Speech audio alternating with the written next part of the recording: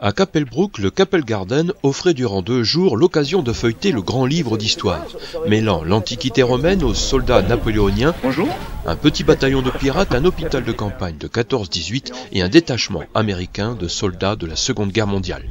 À Capel Garden, vous découvrirez en fait des combats en quelque sorte entre les Romains, les Napoléoniens, et donc l'idée c'est de faire voir un petit peu la technique dans les combats concernant les Romains, comment ils combattaient, et puis en même temps du côté des Napoléoniens, faire connaître un petit peu aussi leur équipement, leur façon de se battre, leur sens du commandement aussi, et côté américain également le sacré sens de la logistique. À chaque époque, ses pratiques, ses outils de guerre. Jamais l'homme n'aura été autant imaginatif, inventif pour tuer son semblable. Quelle que soit l'époque, et l'actualité de nos jours le démontre encore. Et là-bas, une vraie magnifique Bren 30 mm et la machine. 2 armes britanniques. On ne fait pas la promotion de la guerre, on fait la promotion de la paix. Et en faisant ces scènes de reconstitution, on fait voir un petit peu la violence qu'il pouvait y avoir durant ces combats.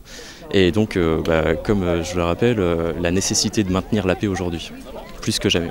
La paix, tellement souhaitée, toujours maltraitée, souvent écourtée, pour faire rougir le glaive, performer les machines de guerre, faire parler la poudre, gronder le canon et pleurer les familles. La guerre, c'est aussi être soldat, comme en 14, dit-on encore. Pour se sustenter, le soldat d'alors n'allait pas au fast-food. Les fantassins, la nourriture, ils transportaient leur nourriture pour 3 jours avec eux-mêmes. Et quand il y avait la possibilité, la roulante ou popote dans le jargon militaire, s'installait et faisait de la cuisine chaude quand ils pouvaient. Le campement de l'hôpital de campagne, qui ne donne pas du tout envie d'y être soigné, a pu aborder des sujets de santé, notamment celui de la vaccination, qui aujourd'hui fait débat dans la société, une autre forme de combat. Et là, on a parlé vraiment du début de la vaccination, de l'utilité de la vaccination aussi, et de l'utilité, je dirais, vitale de la vaccination. Mais c'est vrai que c'est terriblement d'actualité et qu'on a intérêt à ne pas remettre en cause la vaccination qui a sauvé tellement de vies qu'on ne peut pas dire que ça ne sert à rien, quoi. On ne peut pas dire qu'on peut éviter la vaccination. Justement, parmi les exposants, il y avait les contaminés du virus du collectionneur. De ce virus-là, on n'en guérit pas, comme Yannick, contaminé très jeune. C'est un camion qui me faisait rêver depuis que j'avais 20 ans, je voulais en acheter un.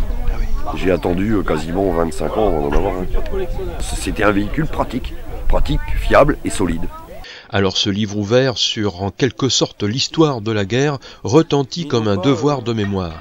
Il faudra toujours se rappeler que la guerre n'est pas un jeu naïf de cours d'école et que si aujourd'hui certains exposent des armes, du matériel destiné à tuer, ce n'est peut-être pas toujours par nostalgie, mais par souci d'information pour mieux informer et expliquer que tout cela n'est que le fruit d'une folie meurtrière.